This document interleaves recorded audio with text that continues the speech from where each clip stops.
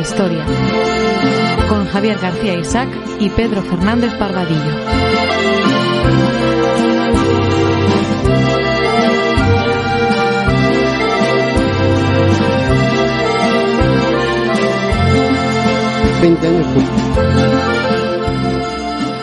Buenas tardes, queridos oyentes, bienvenidos a un programa más de Cita con la Historia.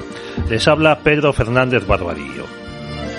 Muy pocos españoles saben que España desplegó tropas en Vietnam en el siglo XIX, la que se llamó posteriormente la Guerra de la Cochinchina, que duró de 1858 a 1862, y lo hizo de acuerdo con el Imperio francés, porque entonces gobernaba Francia Napoleón III. La capaz, y estoy siendo irónico, diplomacia española consiguió que en el tratado que ponía fin a esa guerra no participase España. Francia acabó convirtiendo en colonia la Indochina, que hoy está dividida en Vietnam, en Laos y en Camboya. Mientras España perdía frente a Estados Unidos el archipiélago de las Filipinas, del que había zarpado la flotilla española que se unió a la francesa.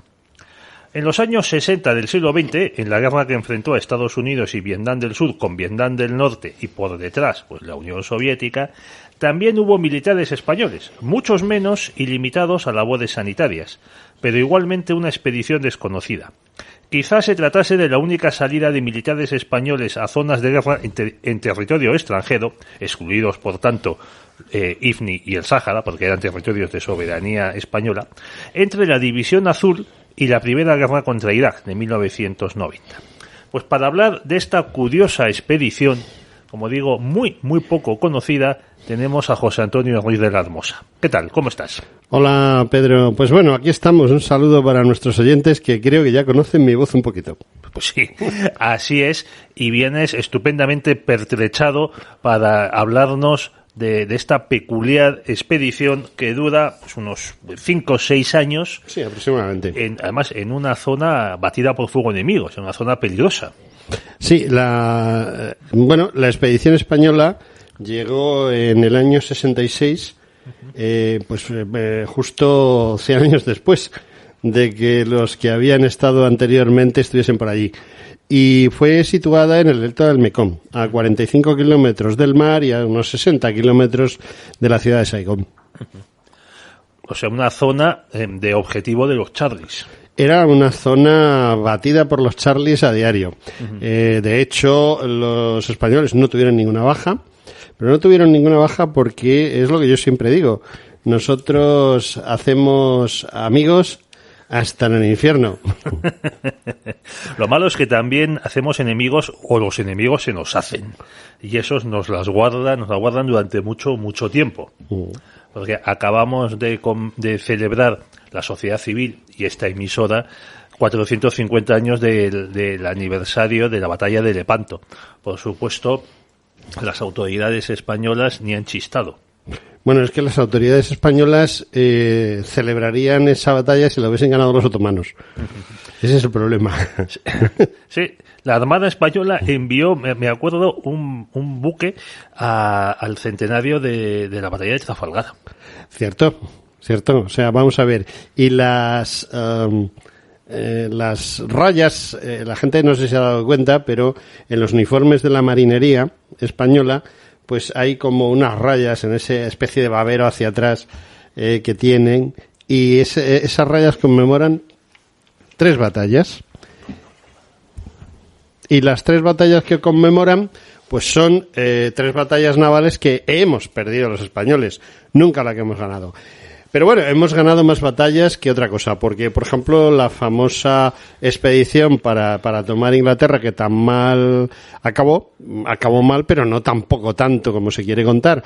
Inmediatamente los ingleses hicieron una contraofensiva, la contraarmada que se llamó, y perdieron el 90% de la flota, cosa que nosotros no habíamos perdido antes, pero de eso no se habla.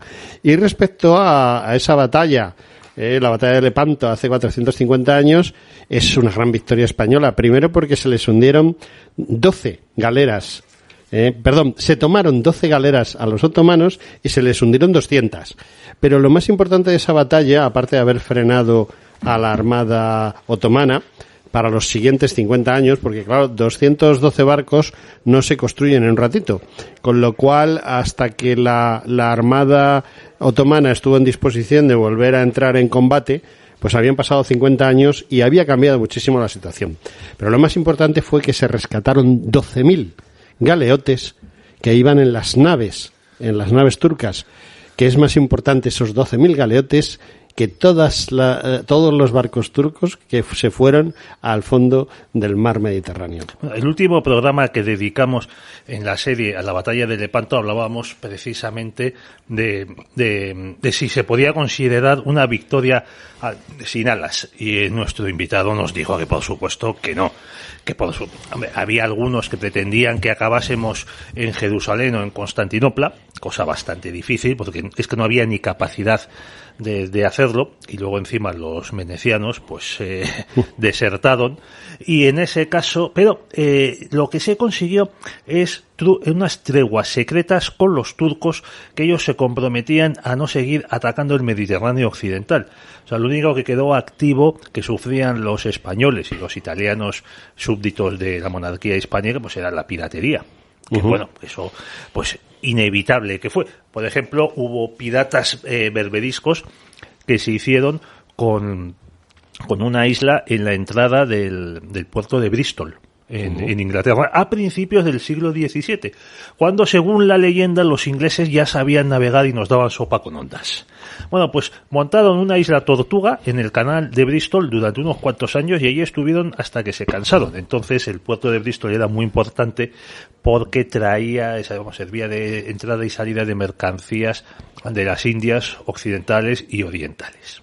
Sí, ciertamente. De todas maneras, hay que tener en cuenta que el corso, porque hablamos siempre de piratas, pero en realidad la mayoría de los otomanos que con barcos daban vueltecitas por el Mediterráneo y asaltaban a las naves mercantes, básicamente eran corsarios más que piratas. Piratas había, pero pocos. La mayoría de la gente que tenía patente de corso, y era la gente. ¿Y qué diferencia hay? Pues la patente de corso, es decir, el corsario... que uno es un delincuente al que puedes ahorcar de las vergas. Sí, y al otro no. El otro no. El otro no, porque tiene bandera, tiene pabellón.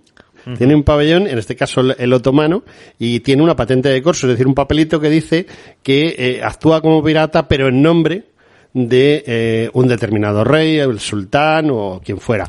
Con lo cual es un combatiente lícito, no como el pirata, que es un bandido. El capitán Alonso de Contreras también se dedicó a hacer el corso en el Mediterráneo en los primeros años del siglo XVII. Pero bueno, no nos paremos en Lepanto y demos el salto hasta el siglo XX. Tenemos ya a nuestro invitado, Javier López Trincado, que ha aparecido en varios de nuestros programas sobre la guerra de Vietnam. En concreto hicimos dos programas con él, y nos va a explicar cuál era la situación en Vietnam del Sur cuando se produce esta intervención. Es que llamarlo intervención es un poco exagerado, ¿verdad, José Antonio? Hombre, los 12 de la fama. Este despliegue de la unidad militar española en Vietnam. Y esto comienza con una carta que envía el presidente Johnson, no solo a Franco, sino a otros líderes occidentales en el verano de 1965. O sea, Johnson acababa de tomar posesión de la presidencia en enero. Había ganado la presidencia después de suceder a Kennedy, asesinado en el 63. Había tenido una victoria impresionante, lógicamente, en el noviembre del 64. Y Johnson, que era partidario no solo de seguir en Vietnam, sino de ampliar la presencia militar, en ese año del 65 pide ayuda a los demás líderes occidentales y le escribe una carta a Franco, y Franco le contesta. Y esa carta, por cierto, de respuesta está en la web de la Fundación Franco, que es donde se puede consultar, y que es muy curiosa, sobre todo para los que dicen que Franco era tonto, porque le dice a Johnson que van a perder y que convendría llegar a una especie de arreglo con Ho Chi Minh, que aunque fuese comunista, pues iba a ganar. Así que mejor salir de Vietnam con un acuerdo más o menos honroso que no salir pues como salieron de Vietnam, y como hablamos también a principios de este curso, en septiembre, hablamos tú y yo de cómo salieron de Afganistán. Bueno, Javier, buenas tardes. Buenas tardes, ¿cómo estáis? Pues encantados de escucharte. ¿Y tú, qué tal? Muy bien, muchas gracias. Yo también encantado de estar con vosotros una vez más. Bueno, como nos has oído decir, hemos planteado, recordado que Johnson envía esta carta a Franco en un momento en el que Estados Unidos está planteando continuar y aumentar su presencia militar en Vietnam del Sur. Sí, efectivamente, 1965 es un punto que marca un antes y un después en la guerra de Vietnam. Y desde luego, especialmente en la intervención de Estados Unidos en la guerra de Vietnam. Hay que tener en cuenta que la guerra de Vietnam es básicamente una guerra, un conflicto que es parte de la Guerra Fría. En Vietnam hay, en este momento, en 1965, hay dos estados, Vietnam del Norte y Vietnam del Sur. Son el resultado de la guerra de Indochina de los años 40 y 50. Un movimiento contra la colonización francesa, movimiento llamado el Viet Minh, que estaba dominado por los comunistas, gana la batalla de Dien Bien Phu en 1954. En este mismo año 1954 se celebra la Conferencia Internacional de Ginebra y se acuerda que Vietnam esté, por el momento, dividido en dos estados. Un estado al norte, Vietnam del Norte, que va a estar controlado por los comunistas, y un estado al sur, la República de Vietnam, es el nombre oficial, que es conocido como Vietnam del Sur, que es anticomunista, que está alineado con el bloque occidental y más específicamente con Estados Unidos. En torno al año 1959-1960, el régimen comunista del norte va a auspiciar un movimiento guerrillero en el sur, para implementar la subversión comunista en el sur, comienzas a reunificar todo Vietnam bajo signo comunista, bajo el propio poder de los dirigentes comunistas del norte. Por tanto, vamos a asistir a una especie de guerra civil en Vietnam del Sur entre comunistas y anticomunistas. Lo que pasa es que esos comunistas que luchan en Vietnam del Sur contra el gobierno anticomunista del propio Vietnam del Sur, pues están controlados y suministrados absolutamente por el régimen comunista del norte. ¿De acuerdo? Estados Unidos va a empezar a aumentar su ayuda al gobierno anticomunista del sur, ya en la época de Eisenhower, pero sobre todo con Kennedy. Hay un aumento importantísimo de la intervención estadounidense en forma de asesores militares de unidades como las fuerzas especiales, de unidades militares en todo caso profesionales, durante la administración Kennedy, y estamos hablando de que de unos cientos de asesores militares que hay en Vietnam, asesores militares estadounidenses que hay cuando termina la administración Eisenhower, cuando es asesinado Kennedy, tenemos alrededor de 16.000. Pero ¿qué me dices, Javier? O sea, ¿cómo puede ser posible que Kennedy estuviese enviando tropas a Vietnam? Si yo he visto esa película de JFK, de Oliver Stone, en la que se plantea que a Kennedy lo mata la extremísima derecha de Estados Unidos, el complejo militar industrial y 2 o 3 fachas que pasaban por ahí, cubanos, porque precisamente estaba retirando tropas de Vietnam y quería hacer la paz. Yo también la he visto, y más de una vez. Debo decir que como espectáculo cinematográfico me encanta, pero como tal, es un show, pero desde luego la premisa yo no puedo estar más en desacuerdo con ella. Kennedy es un presidente claramente anticomunista, es un presidente comprometido con la presencia de Estados Unidos en el sudeste asiático, comprometido con la persistencia de un régimen prooccidental y anticomunista en Vietnam del Sur. Y como digo, es durante su administración cuando la intervención estadounidense, insisto, todavía siempre con unidades profesionales y selectas, destacan muchísimo, tengo que volver a decir, las fuerzas especiales, ¿de acuerdo?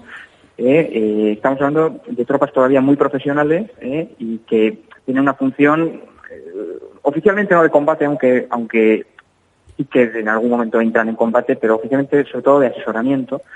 Digamos, hay un claro crecimiento de lo que es la intervención de los Estados Unidos en Vietnam durante estos primeros años 60. Lo que pasa es que todavía no es la intervención masiva. Pero Javier, perdona sí. un momento, también que el vicepresidente de Kennedy, Johnson, también participa de este anticomunismo militante y apoya el despliegue de tropas en Vietnam del Sur, porque Kennedy le envía, creo que es en mayo del 61, Kennedy había tomado posesión, había jurado como presidente el 20 de enero de ese mismo año. Sí. Entonces Johnson hace una gira por Vietnam del Sur y vuelve diciendo que hay que defender Vietnam del Sur frente al comunismo, la teoría del dominó, que no es un invento ni de Nixon, ni de Kennedy, ni de Reagan, ni de nadie, sino que, vamos, más que de estos, de los demócratas de entonces. Y presenta al presidente de Vietnam del Sur, Diem, como el Churchill de Asia, ni más ni menos. Es obvio que todavía en los años 60 la política exterior de contención, por lo menos, del comunismo en el mundo es lo que en el lenguaje político estadounidense se califica como bipartisan, es decir, común a los dos partidos. Entonces, en este sentido puede haber diferencias de enfoque práctico, pero tanto las administraciones republicanas como las demócratas de los años finales de los 40, 50 y 60 están comprometidas de manera bastante continua en la lucha contra el comunismo, allí donde hay países que están en riesgo de caer en manos de ese bloque. Por tanto, sí, tanto Kennedy como Johnson, que son los presidentes demócratas de la década de los 60, son presidentes anticomunistas y son presidentes que están dispuestos a intervenir en Vietnam para que no avance el comunismo en el sudeste asiático. Se considera que por la teoría del dominó que tú has citado, si Vietnam del Sur caía, podían caer otros países de la región. Hay que decir que cuando en 1975 cae Vietnam del Sur, efectivamente caen también Laos y Camboya, se cumple la teoría del dominó. Lo que pasa es que ellos temían que la teoría del dominó podía tener incluso un alcance mayor. Tenían sí, que afectase a Filipinas y a Indonesia. Sí, Indonesia, por ejemplo. ¿Qué pasa? También hay que decir que cuando durante los años 60, mientras Estados Unidos está en lo más intenso de su fuerza en Vietnam, hay una serie de cambios geopolíticos en esa zona que van a afirmar bastante la posición de Occidente en la región, de tal forma que cuando ya en los años 70 caigan los países propiamente de la península de Indochina en manos comunistas, Vietnam, Laos y Camboya, sin embargo, la teoría del dominó no pueda llevarse al último extremo, porque, como digo, Occidente ha reafirmado bastante su posición en los países de alrededor. Estoy hablando de Tailandia, estoy hablando sobre todo de Indonesia. Indonesia, a principios de los 60, era un país donde el Partido Comunista no tenía el poder, pero sí tenía muchísima influencia en el régimen de Sukarno.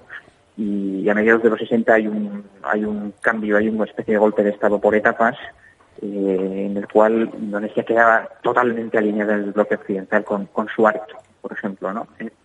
También en Malasia es un país que está claramente alineado con Occidente en la Guerra Fría. Entonces la teoría del dominó se terminó cumpliendo en los años 70, pero de una forma limitada. En cualquier caso, volviendo al tema de Kennedy, cuando es asesinado, en el mes de noviembre de 1963, han pasado solo unas semanas de otro hecho también que es fundamental para el desarrollo del conflicto vietnamita, que es el asesinato del presidente de Vietnam del Sur, al que tú has citado hace unos minutos, que es Ngo Dinh Diem, el que fue líder de Vietnam del Sur en la segunda mitad de los 50 y hasta este asesinato del año 63. Precisamente, además, como prueba de que la administración Kennedy estaba totalmente comprometida en la continuación del esfuerzo americano en Vietnam, hay que decir que no tanto el asesinato, pero sí el derrocamiento de Diem tuvo una cierta aquiescencia por parte de la administración estadounidense, que lo consideraba un gobernante que no era viable. No sé si ahora tenemos tiempo de entrar en ello, pero vamos, hubo una serie de problemas con un movimiento de extremistas budistas en el año 63, el famoso tema, los monjes que se llamaban a sí mismos a lo bonzo, exacto. Sí. La expresión quemar a lo bonzo viene de ahí, viene de que prendieron fuego, y entonces se habló por parte de la prensa mundial de que había una persecución por parte de Diem, que era católico, contra los budistas. Esto realmente no es exactamente así, está bastante manipulado. Hay bastante de político detrás de ello, pero bueno, en cualquier caso, el asesinato de Diem abre una fase de año y medio aproximadamente de golpes de Estado militares en Vietnam del Sur que casi llevan a Vietnam del Sur a que se derrumbe ante las embestidas de la guerrilla comunista y de los refuerzos por parte de Vietnam del Norte. Entonces, ese es el contexto del año 65, por lo que me preguntan. Sí. Es decir, Johnson aumenta el envío de tropas y ya son tropas muchas de reclutamiento militar obligatorio, de civiles. Sí, para completar más, como digo, el periodo de tiempo que hay entre noviembre del 63 y los primeros meses del 65 es un periodo de total inestabilidad en Vietnam del Sur y de reforzamiento de la insurgencia y de la intervención comunista en contra del gobierno. Entonces, hay un momento que es evidente que ha sido un error permitir el derrocamiento de Diem, porque el país está en tal situación de inestabilidad que la victoria comunista puede parecer inminente. Y entonces se decide, se contempla por parte de Estados Unidos una opción que es la de tener que intervenir, pero ya no de una manera con unos cuantos miles de hombres especializados de las fuerzas profesionales del ejército de Estados Unidos, como en la época de Kennedy, sino ya empezar a mandar, ya hablamos ya de decenas de millares de hombres, de decenas e incluso cientos de miles de hombres. Uh-huh. Y por tanto la necesidad de establecer el reclutamiento. Y esta es una decisión que toma Johnson ya cuando tú has hecho referencia a su toma de posesión en el 65, toma de posesión de su segundo mandato. Él ya era presidente desde noviembre del 63, desde el asesinato de su predecesor Kennedy. Entonces, sí, coincidiendo más o menos con el inicio del segundo mandato de Johnson, en enero del 65, pues en las semanas siguientes, tiene lugar, empieza el proceso que se ha llamado la escalada. La escalada es una intervención ya masiva de las Fuerzas Armadas de Estados Unidos, con decenas y cientos de miles de hombres reclutados en Estados Unidos, y esta intervención ya masiva y pública como unidades de combate empieza en el primer semestre de 1961. Y es la escalada. La escalada es una fase del conflicto de Vietnam que dura aproximadamente hasta la ofensiva del Tet de 1968. Entonces es esta fase que empieza ahora, en 1965. También Johnson pretende convertirlo en una operación que vaya más allá de los propios Estados Unidos, pretende un poco en la línea de la guerra de Corea, convertirlo no ya en una operación de Naciones Unidas que se consiguió en Corea por el absentismo de la Unión Soviética, sino porque eso ya no era viable, pero es una operación de muchos países defensores del bloque occidental, del bloque anticomunista, y efectivamente pues se consiguió, por ejemplo, no se consiguió la de Gran Bretaña. Esto fue una cosa muy destacada en su momento. Gran Bretaña apoyó políticamente la intervención de Estados Unidos en Vietnam, pero no quiso enviar tropas. Pero sí se consiguió, por ejemplo, una cierta intervención, además de muy alta calidad militar, de Australia. Se consiguió el envío de tropas de un número bastante digno de mención de Corea del Sur, por ejemplo. Y ese es el contexto en el que Johnson escribe a los líderes del mundo, de países del mundo occidental, y entre ellos al generalísimo Franco, que era jefe del Estado español, y que España estaba muy vinculada, no a la OTAN propiamente, pero sí a los propios Estados Unidos a través de los acuerdos de 1953, y era un país aliado en la lucha contra el comunismo, y es uno de los líderes a los que Johnson se dirige por carta, para pedirle pues apoyo en esta lucha de Estados Unidos contra el comunismo en Vietnam. Este es el contexto, por lo que me preguntas. Uh-huh. Hay que decir, para situarlo también en un escenario más amplio, os he dicho que la escalada empieza en este año 1965, se prolonga hasta 1968, 1968-69, es la fase en que Estados Unidos cada vez envía, pues se llama escalada porque es un número cada vez mayor de militares estadounidenses en Vietnam. Hay que pensar que si al empezar el año 1965 en Estados Unidos tenía unas pocas decenas de millares de soldados en Vietnam, cuando acaba 1965 ya tiene casi 200.000 hombres en Vietnam. No llegan, pero se acercan a 200.000 hombres. En 1966, casi 400.000 hombres. Casi, al finalizar 1966. Y al terminar 1967, casi 500.000 hombres. Y durante el año 1968 se alcanza el máximo, que creo que fueron en torno a 550.000, más o menos. Fue el momento de un mayor número de personal estadounidense en Vietnam, sí. 1968. Esta fase de la escalada, de creciente número de soldados presentes en Vietnam, como digo, se caracteriza además porque cada vez se interviene más porque se cree que se puede ganar la guerra. Es la fase en la que el presidente es Johnson y el jefe del mando de ayuda militar a Vietnam de Estados Unidos es el general Westmoreland. Se sigue una política militar de desgaste, una guerra de desgaste que se pretende la eliminación física del mayor número posible de soldados comunistas, ¿no? Y pensando siempre, ¿qué pasa? Que la población estadounidense va perdiendo la patilla porque se promete que vamos a ganar, estamos matando a muchos. Lo que pasa es que está la cuestión del desgaste de también los soldados estadounidenses que mueren, pero cada vez, insisto, se interviene más, se va a más. Uh-huh. En 1968 se considera que es cuando acaba esta fase de la escalada. Con la ofensiva del Tet podríamos hablar, ahora no da tiempo, pero sí que se puede decir que hay una crisis absoluta, tanto en la política de Estados Unidos como en su propia intervención en Vietnam, y a raíz de la ofensiva del Tet, Estados Unidos ya considera que no puede ganar la guerra y que tiene que empezar a pensar en que la guerra termine de una forma honorable, a través de negociación. Sí. Por eso a partir de ahí empezará otra fase que es la vietnamización. Cada vez irán retirando fuerzas estadounidenses desde el año 68-69, sobre todo desde el 69, y se hablará de vietnamización para que cada vez las operaciones militares las asuman las propias fuerzas de Vietnam del Sur. Ese es el programa de Nixon, la vietnamización. Correcto. De la guerra de Vietnam. Porque se nos ha inculcado, también ahí ha contribuido Oliver Stone con otra película sobre Nixon, nefasta, peor que la de Kennedy, que es Nixon el mayor criminal, el que comete actos de crímenes contra la humanidad, el que comete un genocidio con sus bombardeos, etcétera, etcétera. Pero Nixon llega a la presidencia en el 69, las elecciones fueron en noviembre del 68, prometiendo la retirada de tropas y la vietnamización del conflicto. También es muy llamativo que entre los dirigentes intelectuales y políticos más opuestos a Johnson, en esos años que tú has mencionado, a partir de la escalada, están muchos miembros de la antigua administración demócrata de Kennedy, los que Kennedy llamó en su momento los mejores y los más brillantes, que de pronto descubren todos los problemas morales que les causa la guerra de Vietnam, que ellos han desencadenado y que ellos han alimentado con docenas de miles de soldados de recluta y con, por supuesto, todo lo que hay detrás de portaaviones, tanques, bombarderos, etcétera, etcétera. Bueno, Javier, si quieres añadir algo más, porque tenemos que despedirte y estamos ya casi en la mitad del programa y nos toca hablar de la presencia de los médicos españoles.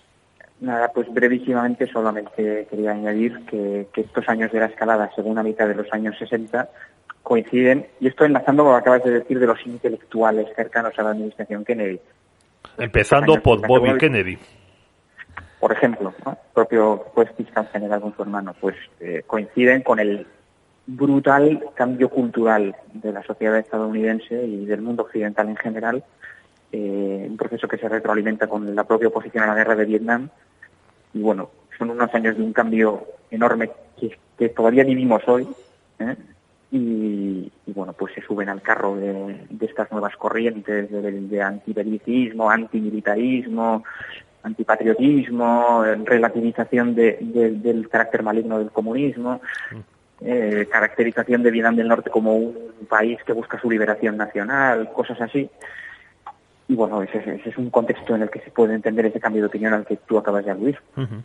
Muy bien. Bueno, Javier, muchas gracias por tu comentario, que creo que nos ha situado perfectamente en el momento en el que Johnson necesita todo tipo de tropas y también prestigio, y por eso llama a los líderes occidentales, al primer ministro británico, al primer ministro australiano, y entre ellos, pues, al jefe del Estado español, a don Francisco Franco, para pedirles tropas. Y se encuentra con la carta en la que Franco le dice que le conviene, que le aconseja negociar con Ho Chi Minh.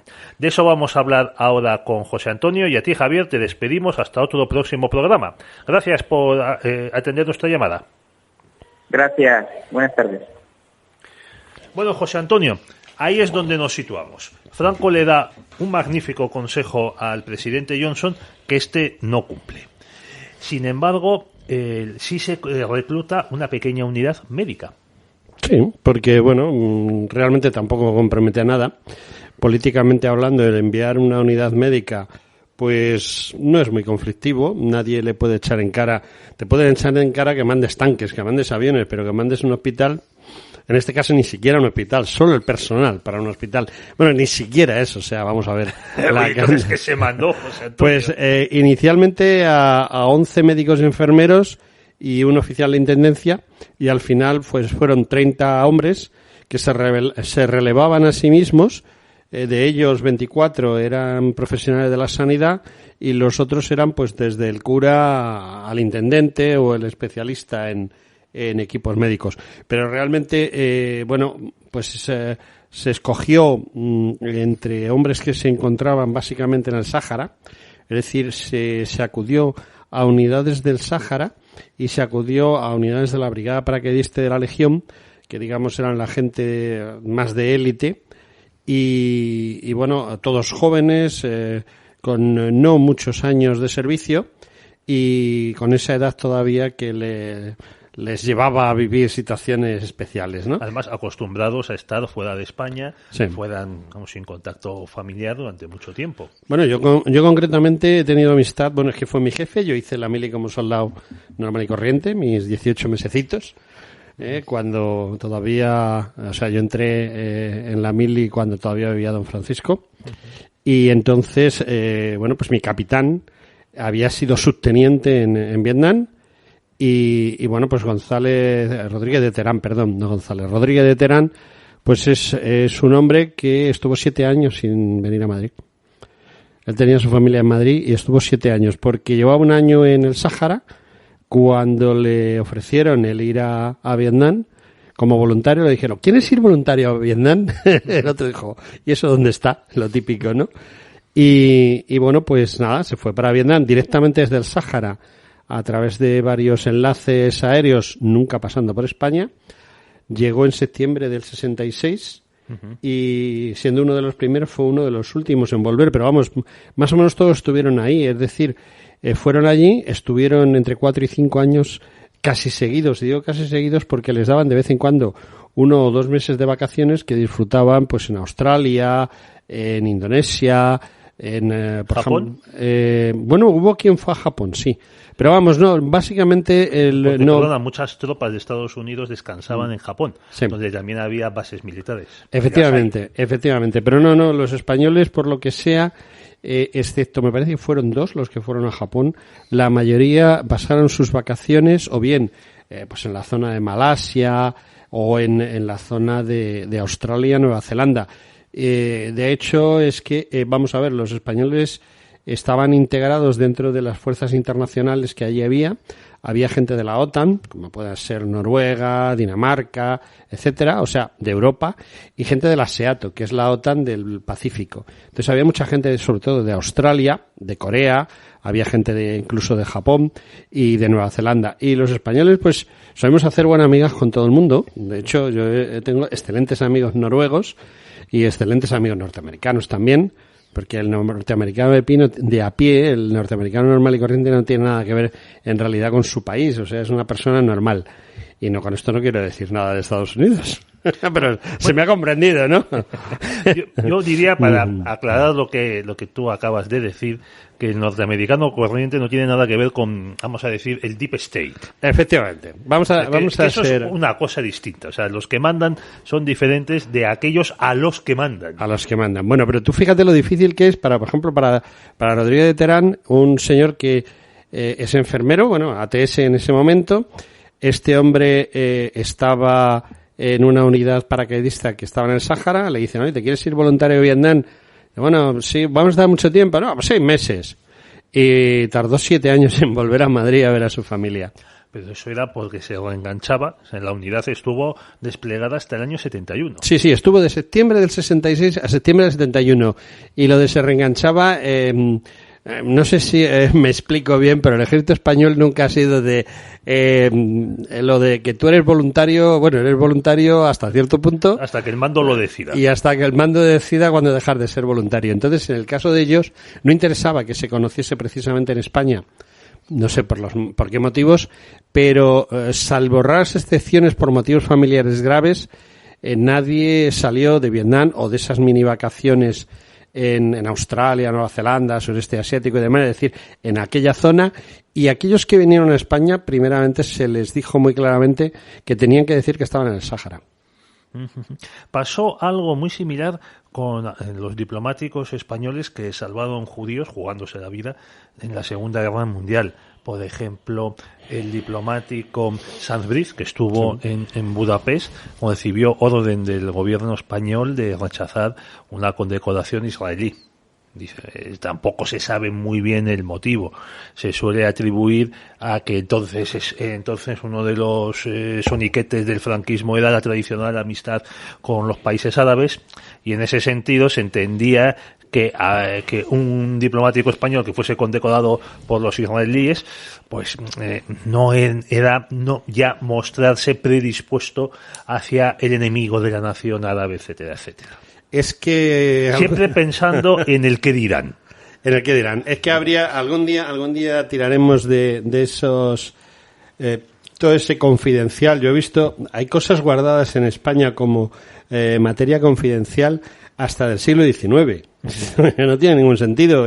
Ha pasado 100 y pico años, sí, pero es que son cosas que ni en su momento ni ahora interesan. Y una de las cosas que no interesan, por ejemplo, es las excelentes relaciones que España mantenía con Moscú en los años 70, final de los 60 y principio de los 70, en la época de Franco. Pues digamos que había un contubernio entre las autoridades soviéticas y las autoridades españolas para cosas muy puntuales. Para el resto éramos enemigos irreconciliables y además no teníamos ni embajada allí, ni en el pasaporte te ponía está terminantemente prohibido. Era uno de estos pasaporte países. Es válido para todos los países del mundo, salvo la Unión Soviética y países satélites. Así ponía, países satélites. Entonces, lo mismo pasa con este tema. Este tema, yo estoy totalmente convencido que si hubiese sido por Castilla y compañía, todos los responsables básicamente de lo que es la diplomacia española, no se hubiese conocido nunca, porque no podían matar a los 30 estos para que hubiesen tenido la boca cerrada, pero vamos, realmente esto se ha conocido mucho después. Yo por ejemplo, en el año 75, cuando mi capitán tenía 4 filas de pasadores, yo estaba extrañado, digo, este hombre tiene 4 filas de pasadores, aquí nada tiene una fila de pasadores de condecoraciones, ¿no? Y es que tenía condecoraciones de todos los países de la SEATO y de la OTAN que habían estado en Vietnam, porque había sido aquello un poco la caja llena de condecoraciones, tomar una caja llena de condecoraciones y la repartís. Lo cierto es que se jugaron la vida, lo que les faltó fueron condecoraciones españolas, porque estos tipos llegaron allí con lo opuesto. ¿Tú recuerdas la frase de Pedro Galerón de la Barca que decía que la infantería es a pie y sin dinero? Pues eso, fueron con lo opuesto, llegaron allí y los norteamericanos les tuvieron que dar hasta los uniformes y las botas. No tenían botas. ¿Iban con zapatos? No, iban con una especie como de... No es exactamente... Es las alpargatas que tenía, no sé si lo has visto, pero las fuerzas legionarias españolas en el Sáhara iban con una especie como de alpargata rara, una alpargata muy rara en esa época. Sí, reforzada con cuero o algo. Y tal, sí, era como una sandalia. Era medio sandalia, medio alpargata, y algunos se presentaron con aquello allí. Se presentaron con un uniforme de paseo, algunos, con su uniforme legionario, con el uniforme de la brigada paracaidista, y se presentaron allí los americanos. Bueno, el general Westmoreland, concretamente, fue el que, viendo la precariedad, y precisamente ante una petición, porque dijo, bueno, ustedes necesitan algo y tal, y estuvo... De todo. Efectivamente. De todo, muy diplomáticamente, el subteniente, porque la máxima autoridad era un comandante, se llamaba el subteniente, se adelantó, y como para los generales americanos llevan estrellas de 5 puntas, como los subtenientes españoles, pues claro, se le adelantó un general español, que era un subteniente, y le dijo, necesitamos botas de esas, de las que cuando vas por la selva, si hay cuchillas en el suelo para clavarse, que no se nos claven, porque mire usted, con esto que llevamos y tal, algunos con zapatos, realmente. Y entonces los americanos pues dijeron, bueno, ¿cómo botas? Todo. Y les dieron un equipo completo, y llevaban uniformes norteamericanos en los que pusieron las divisas españolas. Una costurera les hizo unos parches de brazo, yo tengo uno que me regalaron, y son unos parches de brazo, pues eso, hechos con una máquina de coser ahí normal y corriente, y diseñaron un escudo que es el símbolo de la sanidad, en el que se ha sustituido la cruz de Malta, se ha sustituido por una espada, pero vamos, el perifollo que lleva alrededor es el que llevaban antes, el escudo de la sanidad. Sí. Entonces, esta primera expedición, ¿cuántos militares la forman? Pues fueron 11 de sanidad, eran 5 médicos, 6 enfermeros y un intendente.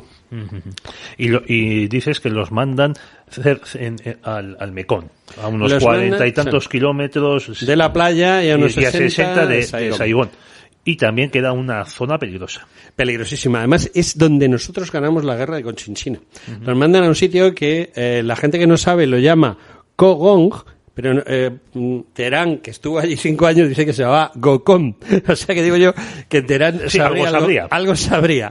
Además, este hombre, que es un súper aficionado a la fotografía, a mí me regaló un montón de fotos que tengo aquí en el ordenador, que las he traído para enseñártelas, y él aparece lógicamente en todas. Él hacía las fotos, bueno, le decía a alguien, mira, ponte aquí y dispara. Y se ponía allí con las chicas, con los edificios, con todo, se fotografió con todo. Es un hombre especialista en eso. Y bueno, la verdad es que iban a pie y sin dinero. Es decir, hay el pueblo vietnamita que le gustó muchísimo la actuación de los españoles, porque esos 12 hombres atendieron a 23.000 acciones sanitarias en 6 meses. O sea, vamos, igual que cualquier ambulatorio de la Seguridad Social, igualito. Y bueno, el pueblo agradecido, porque nosotros hacemos enseguida, yo he estado en Yugoslavia, bueno, en la ex Yugoslavia, está en Djibouti, está en el Líbano y en Afganistán y en Kirguistán. Lo único que nos distingue básicamente de los demás es que al día siguiente somos amigos de todos los del lugar. Y eso les pasó a estos, y entonces les invitamos una paella. Sí, por ejemplo, o sea, la famosa paella española de los sábados en Kirguistán era una cosa impresionante. Se hacía paella para 100 y al final comían 600. Bueno, ya se hacía directamente para 600. Pero bueno, el tema de Vietnam está en que los vietnamitas hicieron un puente precisamente para acceder a la zona donde se había montado el hospital español, y ese puente se llama el puente del España, no el puente de España, sino del España, porque bueno, su idioma no permitía otra floritura. Y hay muchas fotografías de cuando se inaugura, y bueno, pues van vestidos de no sé qué. O sea, llevan perdón por la expresión, el chocho, es decir, el gorrito cuartelero tipo plátano que se llevaba con el este de faena. Llevan camisas de manga larga, de manga corta, pantalones rectos, pantalones del ejército norteamericano, zapatos, botines, bueno, o sea, concretamente tengo en la mano una foto en la que hay 6 oficiales y suboficiales españoles, y como todo buen español, no hay 2 iguales. ¿Y qué tipo de atención médica prestaban a los vietnamitas? Todo. Vamos a ver, ellos teóricamente estaban allí para atender a las fuerzas aliadas, o sea, a los norteamericanos y sus fuerzas que en esa zona necesitasen asistencia sanitaria. Como esa asistencia sanitaria apenas si se producía, porque precisamente en Gokong es una zona que, igual que sirvió para que los españoles conquistaran Conchinchina en el siglo XIX, en la época de la guerra de Vietnam de los norteamericanos, pues había ataques puntuales y el Vietcong no se iba, se quedaba allí. O sea, es como lo de los talibanes. Salían de casa, te pegaban la ráfaga y se volvían a su casa. Y al día siguiente, pues, eran agricultores que estaban allí trabajando en el arroz, ¿no? Que es lo mismo que los talibanes en su guerra de Afganistán. Y nosotros no hemos visto nada, señor. Y nosotros no sabemos quién es usted.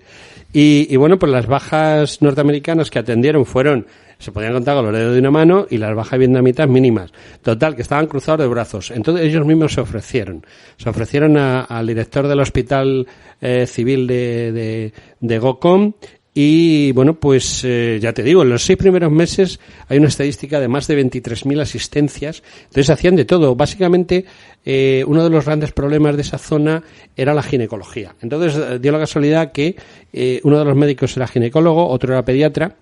Y bueno, eso y mucha cirugía, pero cirugía menor. Es decir, el vivir en el delta del Mekong con el agua todos los días por los tobillos, en las plantaciones de arroz y todo ese tipo de cosas. Pequeños cortes, dislocaciones. Sí, y bueno, también muchas infecciones, mucho problema de piel. Muchos problemas menores, digámoslo así, aunque también mayores. O sea, pues hacían apendicectomías o operaciones de estómago, muchísimas, pero sobre todo ginecología y pediatría, lo que me se hicieron. Y todo ese material, como has dicho, se lo suministraban los norteamericanos. Lógicamente. Que sabían que se usaba con la población civil. Sí, bueno, vamos a ver. Ellos pedían, los americanos les daban, y no tenían que justificar en qué lo utilizaban. Obviamente, los norteamericanos sabían que ese material no se usaba con sus tropas porque el número de heridos norteamericanos que se atendieron en el hospital español, espérate, se pueden contar con los dedos de una mano en 5 años. Y soldados subvietnamitas sí se atendieron bastantes. Pues realmente soldados norteamericanos en esa zona del Mekong apenas se había. Eran tropas propias de la República de Vietnam del Sur y esas tropas estaban muy castigadas porque, claro, eran el enemigo del amigo, bueno, esas cosas de las guerras civiles. Y bueno, había muchísimas bajas y los españoles estaban allí para eso, pero a pesar de eso, el número de bajas era puntual. Es decir, un día había un incidente, a lo mejor se pasaba un mes o 2 hasta que volvía a haber otro incidente. Entonces, bueno, la actuación de ellos se centró en la población civil, algo parecido a lo que ha pasado en Afganistán. O sea, por ejemplo, nosotros en ERAT, el 90% de nuestras intervenciones ha sido con el personal civil de Afganistán, no con las fuerzas aliadas. Como dices, sobre este contingente se hace un calle de censura. Apenas se sabe de él. Sin embargo, me parece que el ABC publicó algún reportaje sobre ellos en los que ya pasados unos años. Bueno, vamos a ver. Todo esto se dio a conocer precisamente, yo creo que esto salió a relucir porque pues a mitad de los años 90 empezamos a intervenir en guerras como las de Irak o guerra como la de Yugoslavia y entonces pues a alguien le dio yo creo que alguien pensó, tenemos que justificar que esto no es nuevo, que nosotros somos muy buenos y nos dedicamos a repartir tiritas siempre, ¿no? Y entonces se tiró de este tema. Yo concretamente, bueno, precisamente tengo uno de mis artículos, yo he hecho media docena de artículos en colaboración con Rodríguez de Terán. Y bueno, pues empezó primero en revistas militares y luego acabó en el ABC, incluso El País publicó un artículo sobre esto. Prácticamente todos los grandes periódicos, Diario 16 y algún otro, hicieron algún tipo de reportaje a posteriori, porque claro, esto había pasado 20 años antes.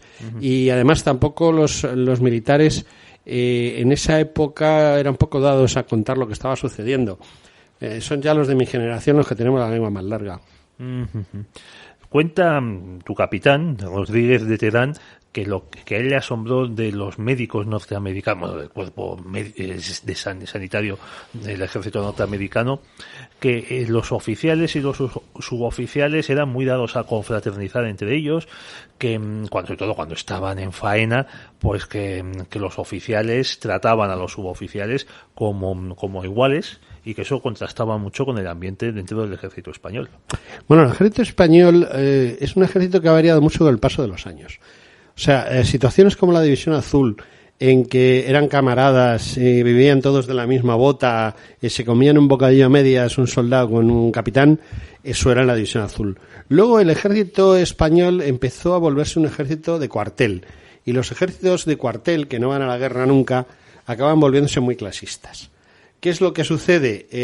En esos años 70, al final de los 60, a principios de los 70, cuando pasa esta situación, digamos que los oficiales de academia son oficiales de academia y los demás pues proceden del pueblo, ¿no? Los suboficiales empiezan a ser suboficiales de academia precisamente a final de esos años 70 y hasta entonces eran procedentes de tropa.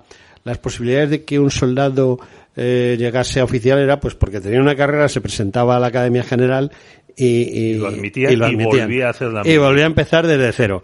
Pero realmente sí existía un cierto clasismo. Pero era un clasismo paternalista, ojo. Era un clasismo paternalista, no un clasismo en el sentido de que era un tipo allí con un látigo que pegaba a los demás. No, lo que pasa es que, bueno, sí, había una distancia entre oficiales y suboficiales. Los norteamericanos, lo cierto es que también tienen ese clasismo. Lo que pasa es que en campaña son bastante prácticos. Nosotros, ese clasismo empezó a desaparecer en Yugoslavia, desde mi punto de vista. Fue en Yugoslavia cuando empezó a desaparecer. Y bueno, yo en las acciones en las que he estado, sobre todo ya en Afganistán, pues vamos a ver, tú sabías que un tipo era oficial o era suboficial o era soldado, pues por determinadas circunstancias, pero vamos, no había nada que los distinguiese así al pronto, porque entre otras cosas ni siquiera cuando estás en campaña llevas los galones puestos. O sea, te quitan los galones porque por comodidad. No, por comodidad no, porque los galones son como un blanco. Son señales que sirven para que los francotiradores enemigos, o sea, vamos a ver, esto es una cosa que precisamente empezaron los norteamericanos en su guerra de independencia. Hay una película en la cual precisamente le llaman la atención, el patriota, le llaman la atención un general inglés a un coronel de la reserva de los yanquis y le dice, oiga, ¿cómo es posible que ustedes consientan que la tropa dispare a los oficiales británicos? ¿Dónde se ha visto eso, no? Porque en la guerra, pues los soldados disparaban contra los soldados y los oficiales contra los oficiales. Eso era hasta el siglo XIX. Y luego ya eso empezó a desaparecer. Y de hecho, en las guerras del siglo XX, una de las cosas más importantes que había era que disparaban, los francotiradores disparaban al lado del tipo que llevaba la radio. Es decir, un oficial va andando por el campo y al lado lleva un tipo con una radio con una antena muy larga. Entonces los francotiradores se disparaban al tipo que iba al lado del de la radio, que se suponía que era un oficial. Que era el que daba las órdenes. Era el que daba las órdenes. Y el que se suponía que sabía el plano. Se sabía el plano y los detalles de la Efectivamente, y eso en Vietnam fue muy importante, ¿eh? Porque los del Vietcong pues eran unos asesinos muy selectivos. Bueno, hay un reportaje famoso en la revista Militares del año 2009 por el que yo conocí esta unidad, y ahí se entrevistaba a Rodríguez de Terán y también a otro oficial llamado Merlos Saldaña. Sí. Ahí cuentan un episodio sorprendente. Y es que uno de estos oficiales médicos estaba atendiendo a una mujer, una parturienta o una herida, y se habían quedado sin sangre para las transfusiones. Sin embargo, la sangre del oficial era del mismo grupo que la de la paciente. Y entonces el caballero se insertó una vía en su brazo, sí, y mientras le daba su propia sangre, él seguía operando. Sí, bueno, eso es una cosa que sí, que se hizo en el siglo XX, bueno, y ellos lo hicieron, ¿no? En el siglo XX, en la primera mitad del siglo XX, existía la transfusión directa persona a persona. Bueno, eso empezó a hacer de forma normal a final del XIX, y en los 50, 60 primeros años del siglo XX se hacían transfusiones persona a persona. De hecho, hay una película muy interesante, Invasor, de la cual yo fui el asesor técnico y además intervengo en la propia película. Faltó un actor y me pusieron a mí de actor. Y es una película sobre los españoles en la guerra de Irak. Entonces, precisamente hay una escena en la que, como último recurso, se recurre a eso, a hacer una transfusión sangre persona a persona. Hoy en día eso está prohibido. La OMS lo prohibió en su momento porque, bueno, según las estadísticas, ese tipo de transfusiones normalmente generan infecciones, rechazos, problemas de coagulación, es decir, se salvan vidas, pero también se destruyen otras a corto y medio plazo. Bueno, Vamos, de hecho ya no se hacen transfusiones, no sé si lo sabes. Hoy en día lo que se transfunden son parte de. Es decir, por ejemplo, se hace una transfusión de hematíes, se hace una transfusión de plasma, pero sangre completa prácticamente no existe esa posibilidad. Aparte de que lo del grupo A positivo, A negativo, el cero y tal, eso son chorradas. Eso está superado desde hace más de 50 años. Se sabe que hay por lo menos 32 variantes, no 4. Y luego, además, el que tú tengas la misma variante de sangre que yo no significa que seamos compatibles. Siempre antes de hacer una transfusión de lo que sea, se hacen unas pruebas de compatibilidad. Muy bien.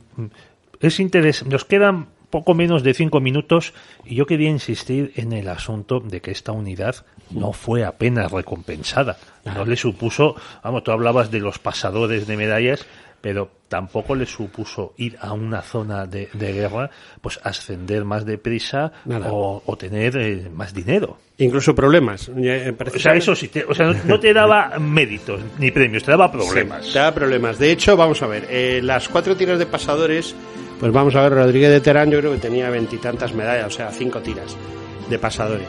Pues medallas españolas, pues tenía las de haber cumplido 20, 25 y 30 años de servicio, y me parece que le dieron una cruz del mérito militar con distintivo blanco, que esa se la dan a cualquiera por 20 años de servicio, y luego pues una cruz roja de campaña, que le dio problemas porque normalmente las cruces rojas de campaña se dan por una campaña. Entonces Terán pues era un chaval, digámoslo así, era un tío muy joven, y cuando volvió de Vietnam al Sáhara directamente, entonces se presenta en su unidad. Claro, se presenta en su unidad con su uniforme, sabes que hay un uniforme de presentación que es media gala, o sea, vas todo emperifollado y va con sus condecoraciones, y claro, se presenta a un jefe, el jefe lo mira y ve a un tío que es un chaval, porque era un chaval, y que tiene 20 y tantas condecoraciones, y entre ellas una cruz de guerra de campaña. Claro, le dijo, ¿qué es usted? Usted no puede tener eso, es usted un farsante, no sé qué. Le dijo, mire usted mi hoja de servicios. Claro, en su hoja de servicios venía, ahí sí venía que había estado 5 años en Vietnam, y la lista de condecoraciones, pues eso, noruegas, australianas, neozelandesas, vietnamitas. La Comenda tiene a él le dieron la del Army, yo tengo la de la Air Force, y a él le dieron la del Army, y porque es normal, los americanos, a la gente que les soluciona problemas, les condecora. Los americanos son agradecidos. Entonces, si tú haces una machada y Terán debió de hacer como 20 o 30, no muchas, pues le dieron la Commendation Air Medal, que es la máxima condecoración que se da a un extranjero. ¿Cómo acabó el incidente de tu capitán con su oficial en el Sáhara? El oficial... No, al final le pidió disculpas, lógicamente. Le pidió disculpas, pero lo cierto es que Rodríguez de Terán, que es el que más ha contado su historia. La mayoría de ellos han permanecido en el anonimato y han dicho aquello de, bueno, aquello pasó, hice lo que tenía que hacer, y Santas Pascuas. Bueno, hasta aquí hemos llegado contigo, José Antonio, para conocer la historia de estos médicos españoles que estuvieron en Vietnam. Pues muchas gracias por tus revelaciones, por tu testimonio, y aquí nos despedimos, queridos oyentes, hasta la próxima semana, si Dios quiere.